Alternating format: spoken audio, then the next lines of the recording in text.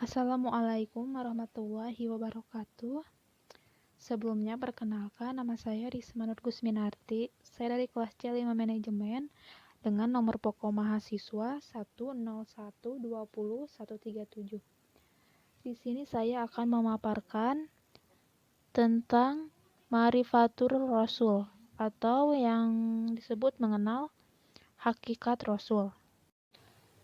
Yang pertama ada hajatul insan liya Rasul atau kebutuhan manusia kepada Rasul. Tentunya setiap manusia diciptakan oleh Allah dengan fitrah. Fitrah sendiri diaplikasikan ke dalam kehidupan sehari-hari melalui petunjuk Al-Quran dan panduan sunnah. Semua panduan ini petunjuk dari Rasul. Dalam pencipta, dengan cara mengikuti panduan Rasul, kita akan mendapati ibadah yang sahih. Yang pertama ada Al-Insan, adalah ciptaan Allah yang diberikan banyak kelebihan dan keutamaan dibandingkan dengan makhluk Allah lainnya. Lalu ada fitrah. Fitrah sendiri pada manusia dapat menilai baik buruk tingkah laku pada dirinya. Adapun kewujudan pencipta atau wujudul khaliq, yaitu sesuatu yang tak dapat diingkari, dan ibadatul khaliq. Manusia tentunya mendapat perintah dari Allah untuk mengabdi kepadanya. Yang ketiga ada hidayatur rasul. Adalah mengikuti petunjuk Rasul, yang berarti kita mengikuti jalan agamanya Allah. Dan maka kita perlu petunjuk Rasul.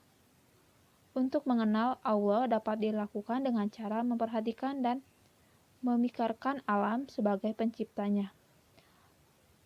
Lalu petunjuk Rasul yang digunakan untuk mengamalkan Islam yang baik dan benar, atau yang disebut minhajul hayah. Dan yang terakhir, yang keempat, ibadatul shahih adalah Rasul sebagai penerima wahyu dari Allah dan sebagai keperluan bagi kita menjadikannya sebagai contoh dan petunjuk dalam menjalankan ibadah yang benar. Untuk yang kedua ada ta'ritul Rasul atau pengertian tentang Rasul. Pengertian ar-Rasul adapun dalam segi bahasa, Rasul berasal dari kata rasala yang berarti mengutus atau seseorang yang diutus. Adapun definisi ar-Rasul ini yaitu membawa dan menyampaikan risalah, lalu menjadi contoh bagi umat manusia dalam melaksanakan agama Islam. Adapun ciri-ciri khusus Rasul yang diutus oleh Allah Ta'ala.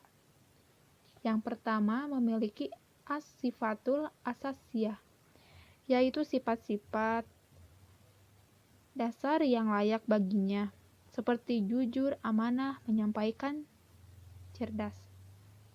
Yang kedua ada al-mu'jizat, perkara-perkara luar biasa yang dapat dilakukan dengan izin Allah untuk melemahkan mereka yang menentangnya.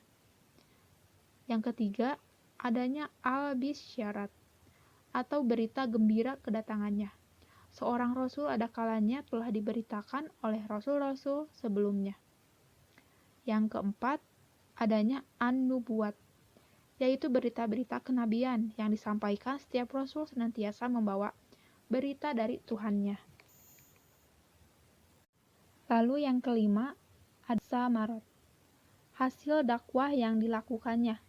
Di antara hasil dakwah yang diwujudkan Rasulullah SAW adalah munculnya generasi unggul dari sisi keimanan, ilmu, dan amal, sehingga mampu berkuasa di muka bumi ini dan menebarkan agama Islam ke seluruh penjurunya.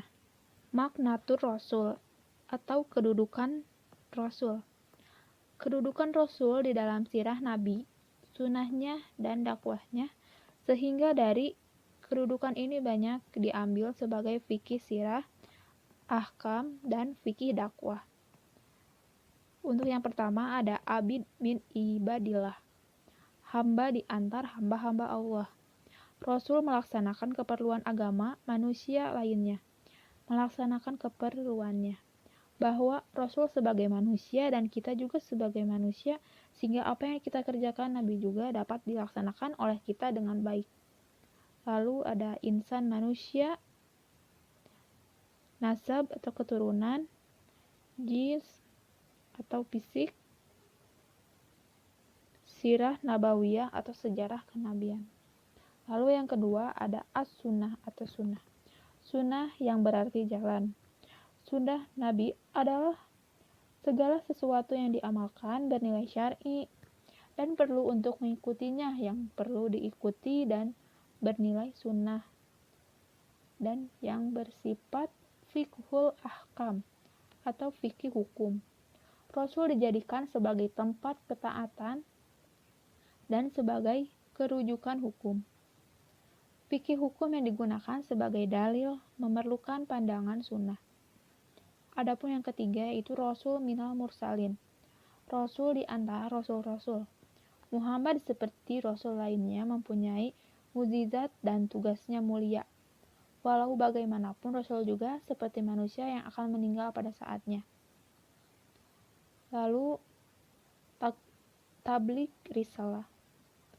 Peran Rasul yang diutamakan adalah menyampaikan risalah Tuhan.